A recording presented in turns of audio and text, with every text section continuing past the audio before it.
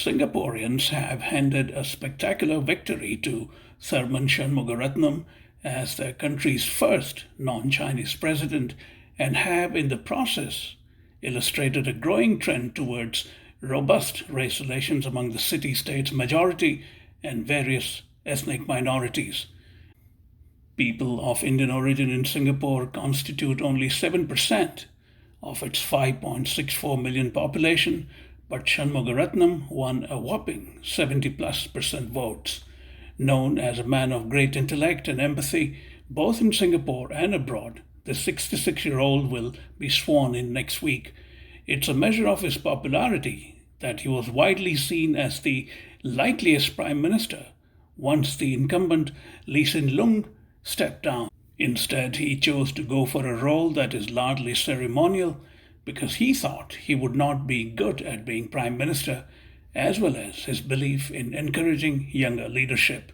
To understand what Tharman Shanmugaratnam's rise means, Mayank Chaya Report spoke to the well-known Singapore-based journalist, writer, and public speaker, Ravi Vellore. Welcome to Mayank Chaya Reports, Ravi. It's a great pleasure to have you on. Wonderful to see you, Mike. How do you view the spectacular win of Tharman Shanmugaratnam in the broader socio-political and cultural context? Well, Mike, I think you chose a very interesting word. You said spectacular. I'd also add the word startling because everyone expected a much closer contest. And, in this country, straw polls are not allowed. But even so, analysts can speculate. And most analysts had thought that Tharman Shanmugaratnam would win by maybe 55% of the vote. So what turned out was a true landslide, and that was totally unexpected. And to get more than 70% of the vote in a three-cornered contest was truly spectacular, as you put it. And the fact that he belongs to a minority community, the Indian community, so-called Indian community, is only 7% of Singapore. And that makes it even more startling. It's interesting you mentioned 7%. It just struck me that a community with 7% in Singapore ends up having someone who scores 70% of popular vote, which is 10 times its demographic weight. It's quite extraordinary. It is. And I think the key lesson of this presidential election is that the two pillars of Singapore's, framework, which is multiracialism in society and meritocracy in government and business, and these two pillars are substantially intact. And for me, these are the two lessons that came out of the election. From what I understand, reading about him, there was pretty wide consensus that he could have been the country's next prime minister. Why did he choose not to exercise that option? Of course, I read that he is in favor of the new generation of leadership now. Well, it is true that, if you talk to the man in the street in Singapore, there is, or should I say there was, overwhelming desire to see Tharman as prime minister after Mr. Lee Hsien Loong, ends his tenure whenever he chooses to do that. And maybe it is Singapore's loss that it was not to be.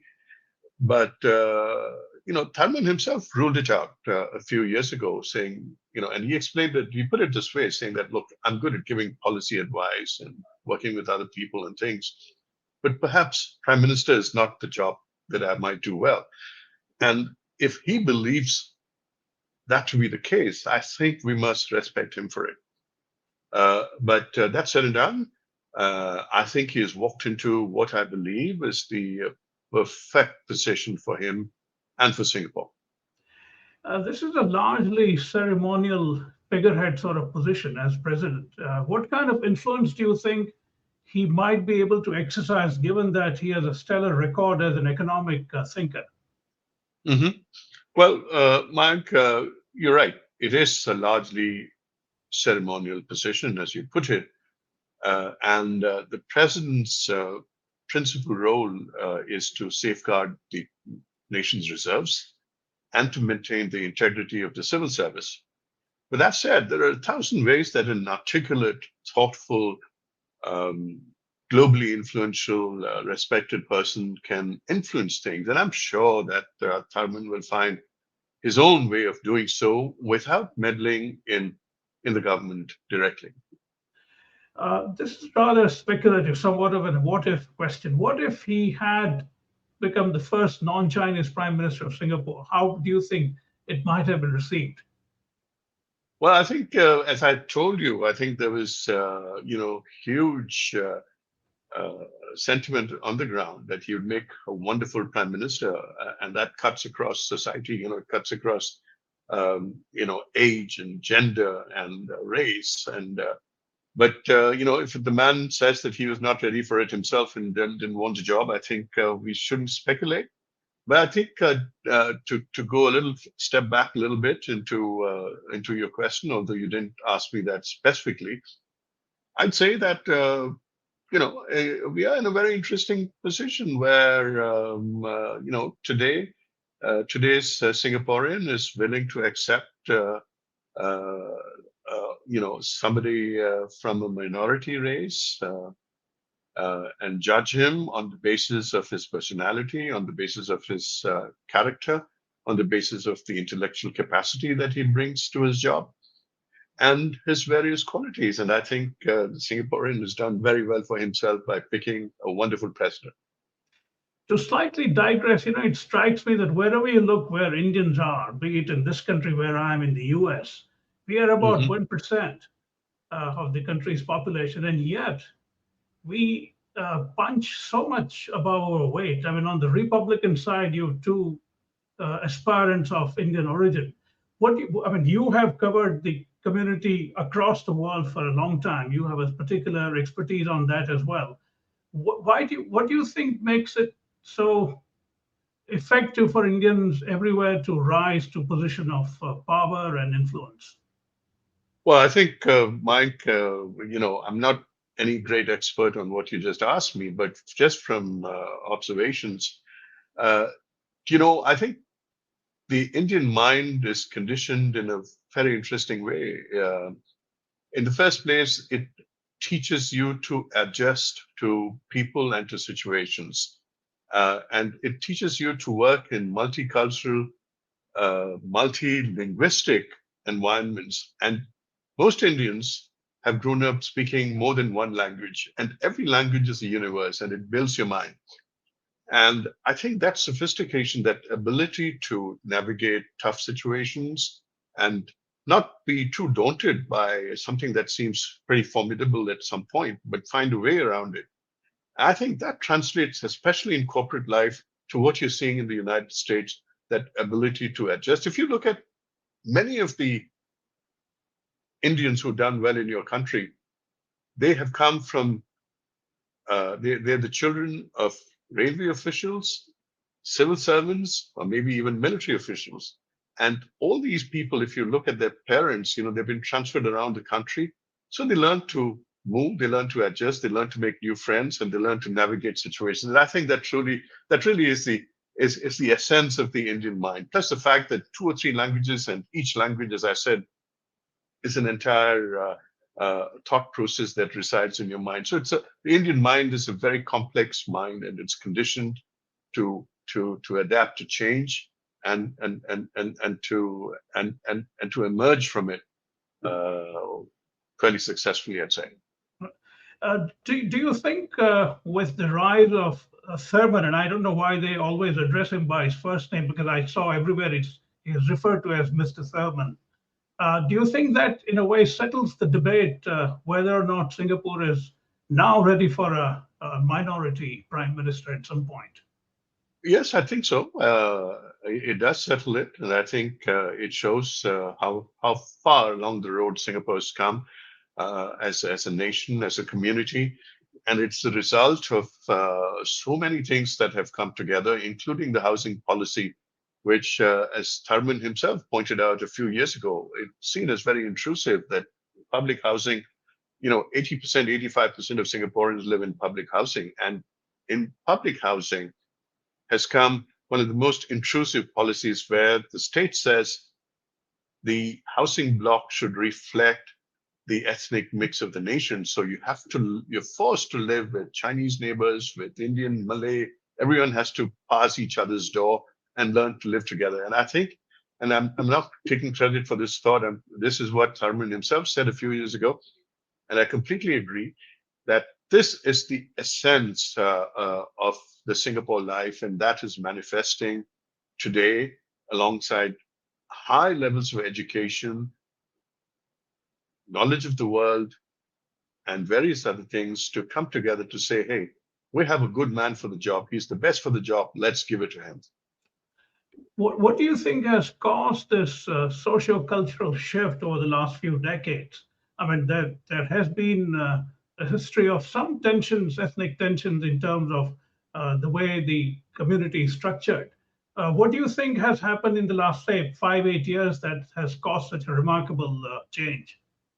I think, Mike, that it would start with your country. The United States has made, especially the Trump era, has made certain obnoxious positions fairly, I wouldn't say acceptable, but more current and more used by leaders whom we elect to high office, and that has diminished, that has diluted the quality of the leadership. And whatever you say, the United States is still the city on the hill, and what happens in your country does affect the world, just like what happens in the country of your birth, India, does affect this region. So if the US gets more intolerant, and if political leaders in your country are able to say things in public which would be nose holding for a lot of other people, that makes it a little more acceptable to a bunch of idiots around the world to also use that same language.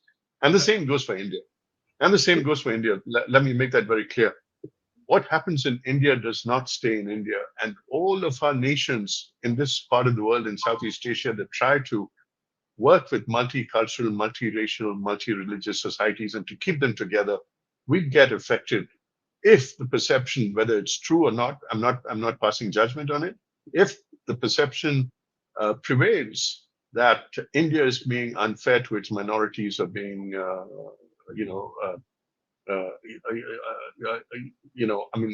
mistreating its minorities, that affects this part of the world as well, because we too need India as a beacon. It's a beacon of democracy, it's a beacon of growth, and it's a beacon for people of various faiths living together in one umbrella. And we hope that India stays true to its faith of what it was, what it started as, and that the India project remains, that it is, that we reject the two-nation theory or the three-nation theory or whatever it is, and that we're one nation. And if India can keep that, we in Southeast Asia would also breathe a lot easier. Indeed. I mean, that's a great sentiment to express here. There is some observation being made about the fact that he's the first non-Chinese president to be voted in. Tell me a bit about that. Why is it significant? Well, as I said, Mike, as you said, it is true. He's the first non-Chinese, non-ethnic Chinese president that Singapore's had. And he was actually voted in a ballot that is a secret ballot. I mean, nobody can tell when you go into a voting booth what sentiments drives you to cast that vote, whether it's your race or your religion or what somebody told you or whatever biases. The fact that this man, by the way, his popularity has been consistent. If you look at the last two elections, he's outpolled his own party by a significant margin. And his constituency has had the highest number of votes for his party, which is the People's Action Party. So he not only is of the party, but he's also a man who has his own position in this country. And it's based on intellect, it's based on integrity, it's based on empathy, and it's based on hard work, because the way he treats his constituents, the way he deals with them, the way he tries to fix their problems and to give advice, and where what is possible, it's frank advice, sincerely given, and and that people thought that his appeal was only to his constituents, but it's very clear that it's spread across the nation, and that is something that is remarkable. My sense is, sitting here afar, is that he seems to have risen above, outgrown, in a sense, the political dynamic that he was in for a long time. He's a non-partisan sort of a figure now, not because he became president, but there were signs that he was already becoming that. You could say that I would think that more than non-partisan, I'd say that Tharman has always had an independent streak in him. Uh, you cannot say that he's non-partisan because he worked within the party system for for all the years that he was in the government. I'm not talking about his civil service career, but when he was part of the party and part of the cabinet, obviously he's not partisan. He's bound by the rules of cabinet. Whatever he might have said in closed door meetings, when they come out, they speak as one unit. And he thrived in that system, and he did very well. But he also successfully carved out an image for himself, a profile for himself of being independent, of being empathetic, and truly caring for ordinary Singaporeans. And what he's got today is the reward for that approach. Speaking of his empathetic nature, a lot has been said about the fact that he's a gentlemanly politician, not given to bad mouthing rivals. Has that been a career long attribute? I would say that, I don't think, um, I don't, frankly, that's not the style of bad mouthing people is not really the style in Singapore. I think, I see. yeah, I mean, and I think certainly Tharman himself is not the type to do that. I mean, during this campaign, there were a few issues that came up, and I think he dealt with them in a very mature way. He said he's not going to go there, he's not going to go here, and I think people appreciated him for that. But as I said, I mean, he stands above the fray, and that was so uh, obvious. And I think you know, and what you see is the fruit of that. When does he take over? Is there a formal swearing in that happens? It would be next week, actually. I think the current president, Halimah Yacob, she steps down on the 13th, and President-elect Tharman takes office the next day, which is 14th of September. And just a minor detail, is there a sort of a resplendent, opulent residence that he moves into? No, it's not. It's a very, it's called the Istana. Istana is Malay for government house. And it's space that he shares with the prime minister, so he doesn't have exclusive run of the property. It's a substantial property, but I don't think he's going to occupy it. His office will be there, but Singapore presidents don't generally occupy. It's not Rashtrapati Bhavan, if you ask me, in the sense that the Bhavan part of it is, is not used that much. Mr. Tharman will be there to work during the day, and I guess his meetings will be held there. And probably more than a few times a week, he and the prime minister will cross paths along the corridors.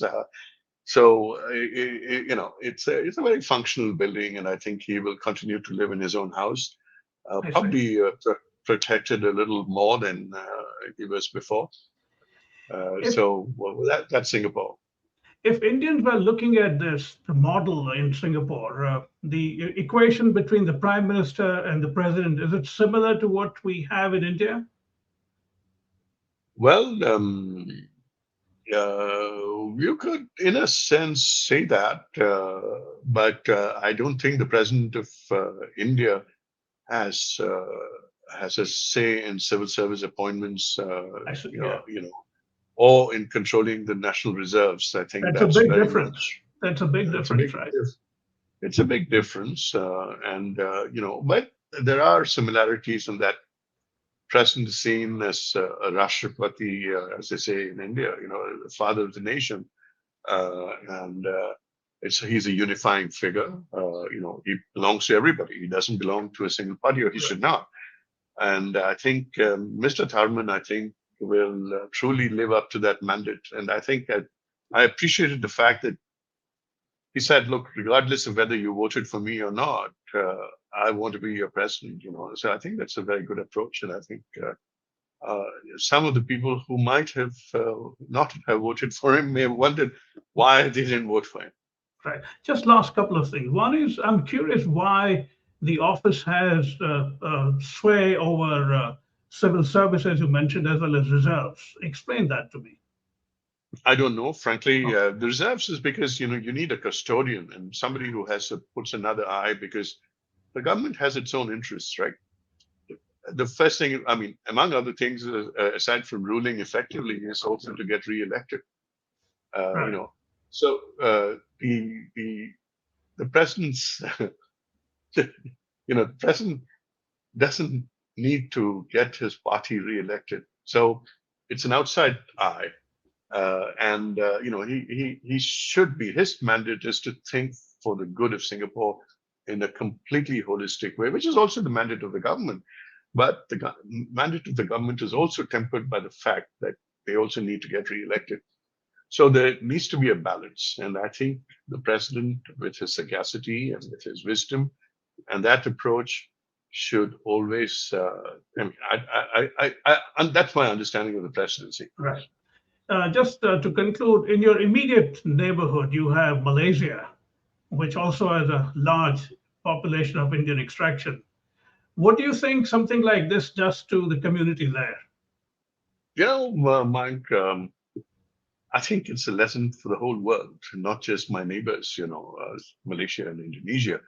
But while I celebrate, the tremendous vote that Mr. Tharman has got, I do wish that someday we would also have a candidate from the Malay community, Malay Muslim community, who's equally popular, equally well regarded in Singapore. And that will be the lesson that we would, be able to highlight to our neighbors without saying so in so many words. It's the fact that a truly meritocratic, race-blind society, and to me, that will be the day when Singapore truly becomes, spectacular. Ravi, I'm interested to know from you about Mr. Thurman's Indian roots. Highlight some. I mean, I'm rather intrigued by that. Well, I'd say his Indian roots are a bit of a misnomer, Mike.